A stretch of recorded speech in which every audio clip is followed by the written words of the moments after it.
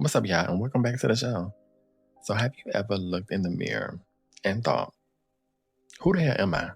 And I don't mean like on the surface level stuff like, my hair looks messy today or I need to hit the gym. Nah, I'm talking about the soul felt question of your true identity. Like you've built this version of yourself, that the world claps for and is rooting for.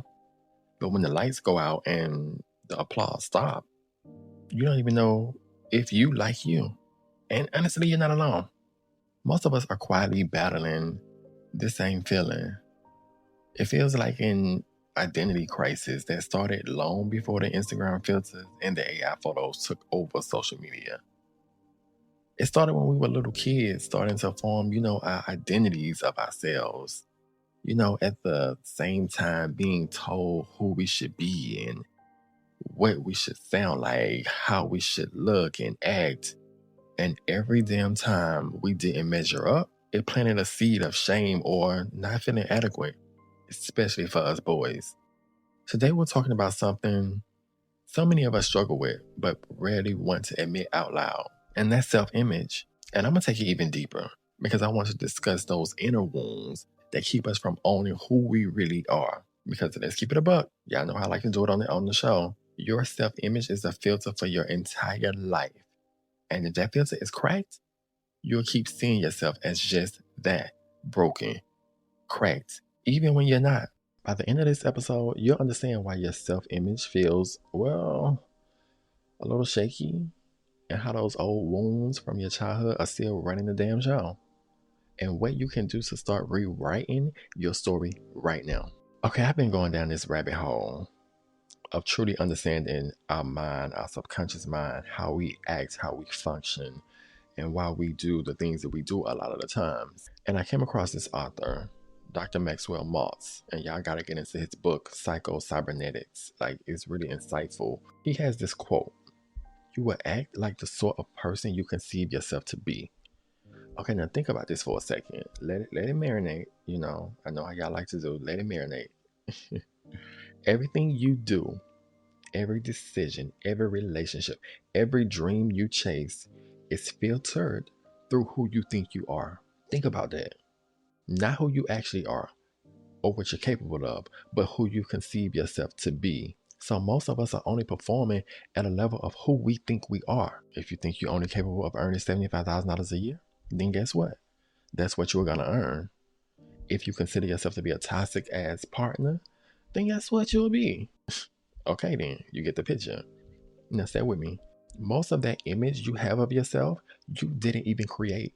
It's a collage of family comments, childhood experiences. Should I even mention the church rules that some of y'all live under? The Instagram likes, the high school trauma that you're still holding on to decades later. And all those damn 2 a.m. comparisons we make scrolling through social media, comparing ourselves to everybody else that's not meant to be us. Let me tell you something. You didn't build this version of you. It was assembled by everybody else's damn opinions. When I realized this, I had to be honest with myself and admit to myself, before the start of my awakening, my whole self-image was fueled by programs from society, from my upbringing, from how I think I should look, how I thought I should look, what I should have in the bank, how I should show up in the world. Everything was pre-programmed. I remember a season of my life where my entire worth was tied to how people saw me. If they clapped for me, I felt worthy. If the Instagram pic hit and got a tons of likes, I was enough. If they validated me, I felt confident. But when that validation dried up, I fucking crumbled because my identity wasn't rooted in authenticity. It was rented. And my landlord, everybody else's damn opinion except my own. I started to fall for the trap of society, and this world that we are living in. Sounds familiar? You might not even realize it, but so much of what you think is confidence is really just performance. Maybe you're performing like a fucking circus act.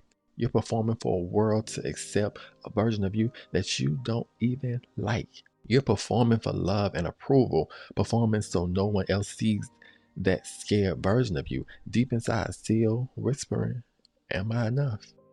You're performing to make your family happy so they don't consider you to be the black sheep and a failure. You're performing so that man won't leave you.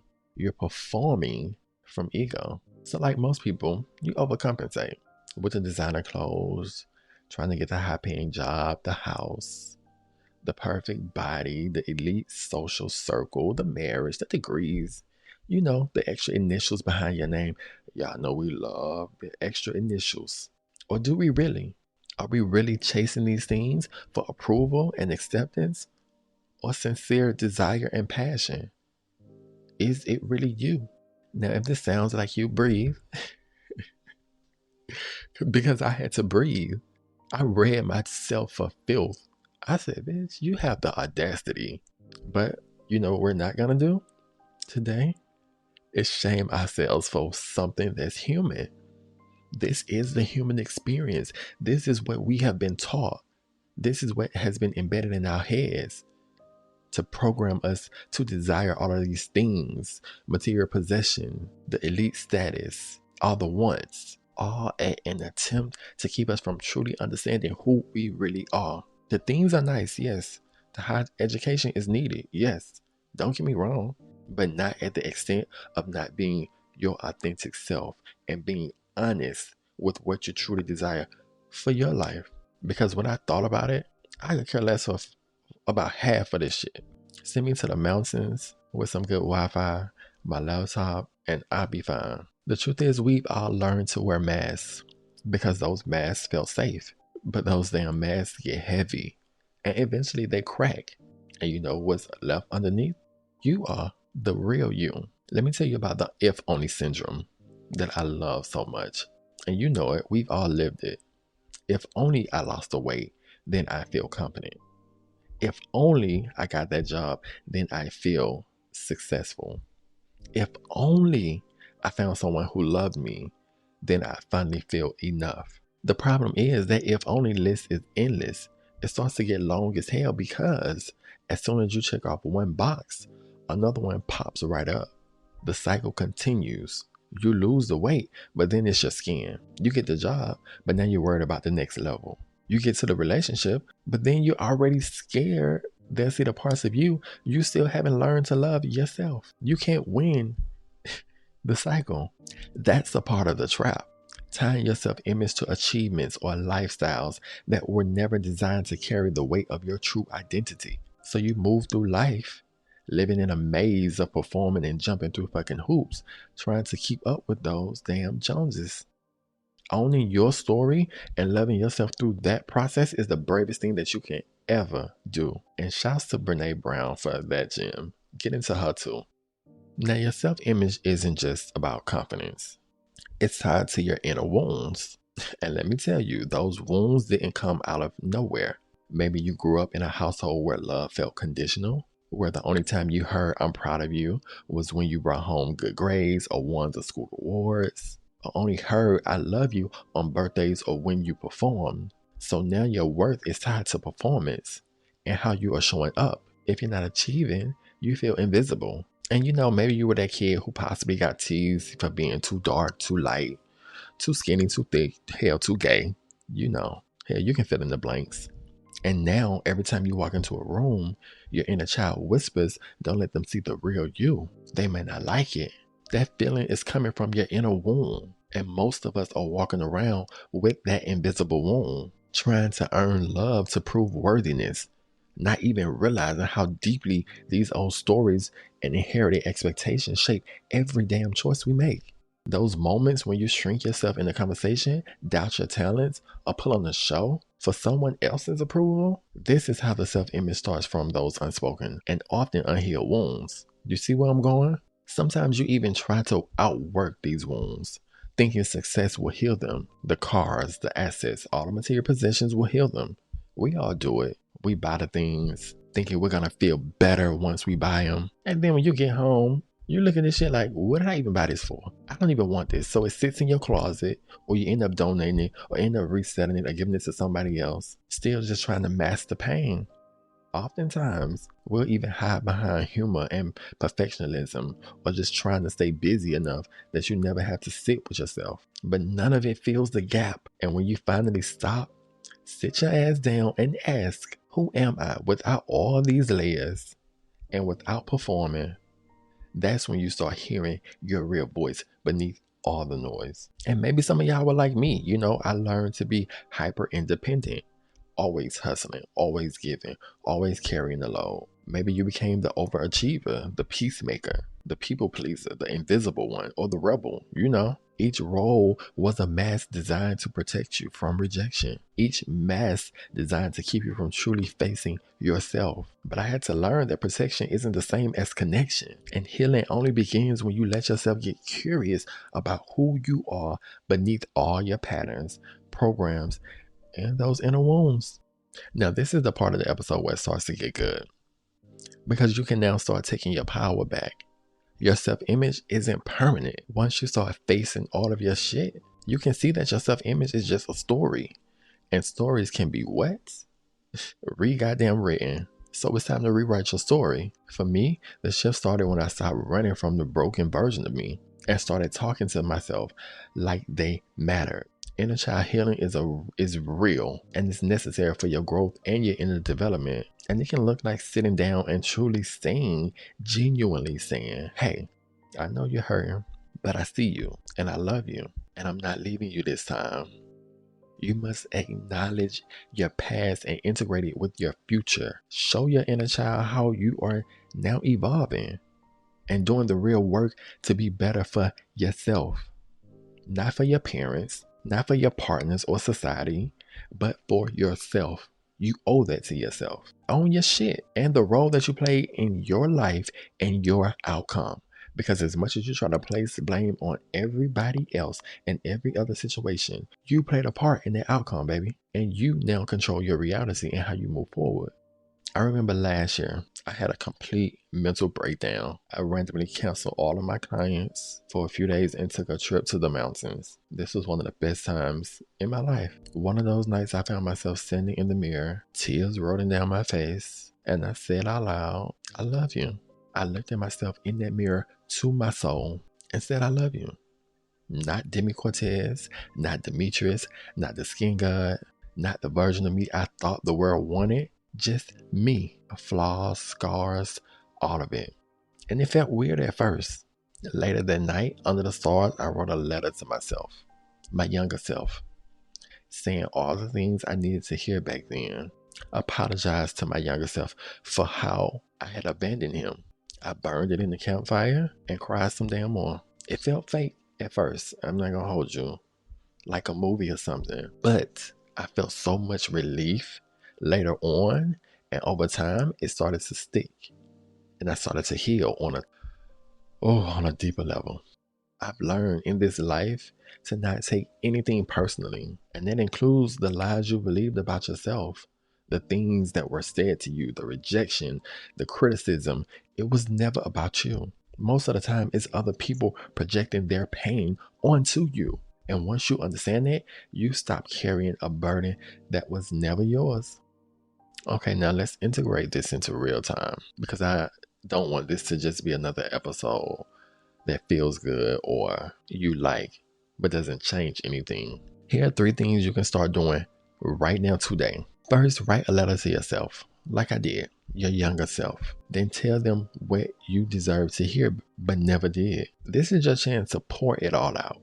Be completely honest and vulnerable with yourself. Whatever love you feel like you were missing, put it on the paper. Whatever support you feel like you was missing, put it on the paper. Everything you wish your parents told you, write it out.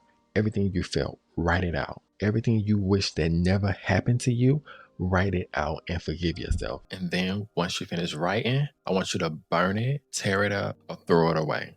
Because that is your release. You're no longer holding that baggage. You're no longer holding those pent-up emotions.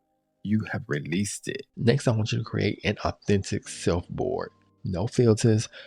Fuck the aesthetics. Just things that feel true to you at your core.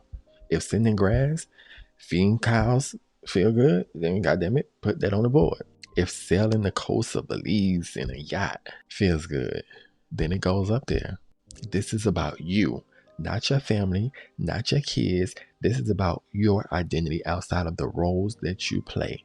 Now, I know for some of you, this may be a bit challenging because outside of being the mother, the father, the protector, you don't know who you are. You don't know who you are. And this is why this exercise is so important. It allows you to explore you, yourself. Give yourself grace as you explore because some things may come up that you may not be ready for.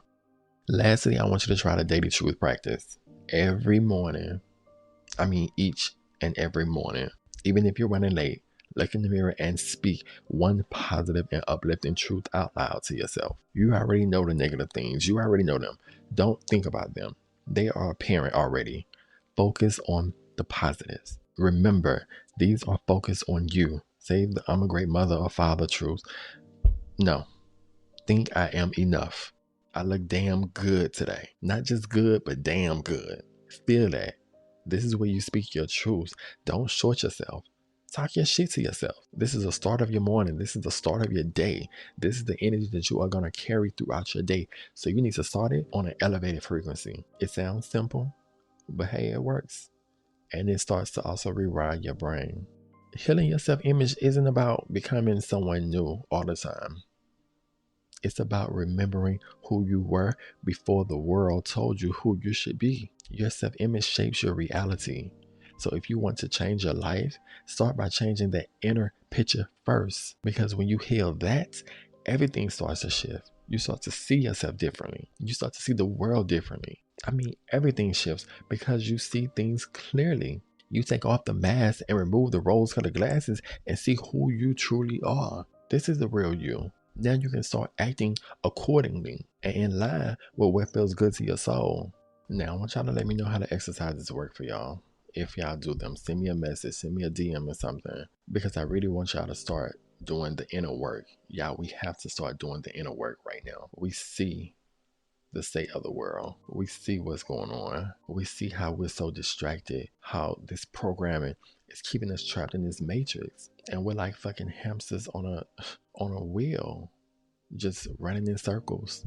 I hope this episode got through to you. Share with a friend. And like I said, leave me a message. I love hearing y'all messages and what resonated with y'all on social media. I love reading y'all voice notes that y'all send me. And until next time, keep owning your truth because the world needs the real you right now. Thank y'all for holding space with me as always. Let's continue to evolve out loud together, baby.